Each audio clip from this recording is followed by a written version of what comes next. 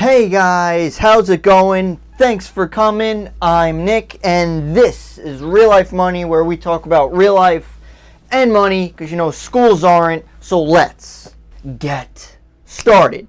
Did you know you're losing money and don't even know it? Well, luckily I'm here for you. So in this video, I'm going over 10 ways why you're losing money and don't even know. So we're just going to jump right into it, guys, like a cold shower. I still don't know why people do it, but starting off with number one is bank fees. Here's the deal. Banks make billions and billions of dollars just on fees, guys. That could include overdraft fees, ATM fees, if you have like a minimum balance fee, just service fees in general. Here's the thing. They're making money off of our, I want to say stupidity, but we could change this. All you have to do is actually log into your bank account. You could do this online or your phone and actually manage it. If you need $100 in your account to avoid the fees, put $100 in there. If you don't have it, that's another problem. Now, usually these fees are little and insignificant and no one cares about. Guess what? They continuously add up to a huge sum at the end, given the billions of dollars that banks make off of them. Moving on to number two way why you're losing money is unused memberships. So memberships could include gym memberships, magazine membership. Do people still have magazine memberships? Online memberships, or an Amazon membership. You're not even using them. So many people have gym memberships and don't go to the freaking gym. Just cancel it. Or imagine this, go to the gym. Certain websites might have memberships, or like Amazon Prime. Now, Amazon Prime is great if you order a bunch of stuff off of Amazon, because I think it's, right now at least, I think, it's only $100 a year.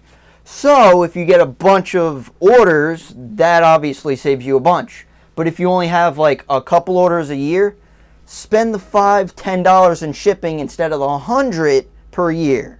Third way you're losing money and don't even know it, guys, are credit cards. The interest on the credit cards, guys. We don't even realize how far the credit card company's foot is up our asses. The average interest rate, guys, is like around 15%. You're barely attacking the principal every single month. You're paying a bunch in just interest. For apparent no reason, it's a scam. Pay it off because you're getting ripped off, which actually might be the most important one on the list. But let's move on to number four, which is online purchases. Now, I'm not saying online is bad. Online is actually great, and there's a couple things that we have to go over on this one.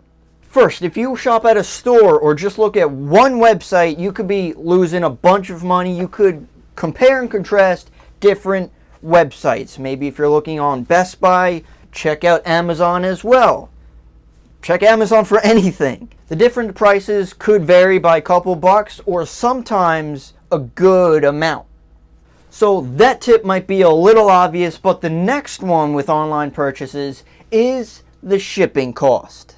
Now, a bunch of sites out there have free shipping if you hit like a certain amount. Like if you hit $50 or $100, you get free shipping. Now, I do like ordering in bulk. That usually does save money over the long term. But if you're only purchasing a couple items, like if you're shopping for clothes and want like 2 shirts, comes out to $30, and they're telling you have to spend $50 to get the free shipping. You don't want to spend $50, but they push you to spend it anyway, and somehow you find other things on there, other shirts, shoes that match, of course. But realize that you've been pressured to spend the $50 just to get the free shipping. Originally, let's say shipping was $5, your original order was $30, plus the $5, it would have been $35. Now you're spending $50. Are you really saving? More scams. Now, the next couple ways are for my fellow investors. So the number 5 way why you're losing money and don't even know it is setting up a 401k. Or should I say not setting up a 401k. Here's the thing, guys. A bunch of companies, if they offer a 401k, they match your contribution. So if you put in 5%, they put in a percentage as well. If you do not take this match, you are essentially leaving free money on the table. So set up that 401k. You contribute. It's not as much as you think, just because it's pre-tax. And if you think it's too much, you could always lower it down. I would always suggest investing for your retirement. But if your company is literally giving you money, guys, and little asterisk thing here, tip, some companies you have to stay there for a little while to actually receive that match. It might be like 3, 4, 5 years to get the whole percentage match. However, they do match it. Now, moving on to the number 6 way for our investors is that you're paying fees on your mutual funds. Now, fees or expense ratios eat into your returns. So most of the time, you actually end up underperforming the market where you want to beat it. So a lot of people would actually suggest going into an index fund. You don't beat the market, you actually mirror it. But over the long term, a lot of professionals, including Warren Buffett, a billionaire, would suggest them. So moving on real quick, in case that stuff bores you. I don't know why, because getting rich is fun, I guess. But number 7 way why you're losing money and don't even know it is, I'm going to combine it here, your TV, phone, and internet. Now with this bunch of things, there could be tiers, and you're paying more than you're actually using. You might be paying for 10,005 channels, but only watch the 5. Same thing with internet. How fast do you need to go? For most of us anyway, and our phones. Sometimes we spend too much on a phone that we don't need. Oh, what do I know, right?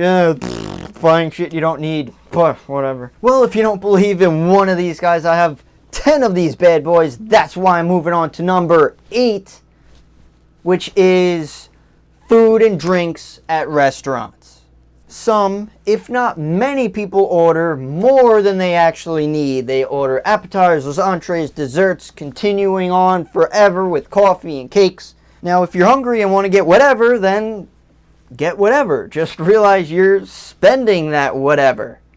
You could just get an entree or just cut out the dessert or whatever. And most time, basically all the times, if you're going out, you're overspending on food. If you bring lunch to work or eat at home, that's usually like 99% of the time cheaper than going out.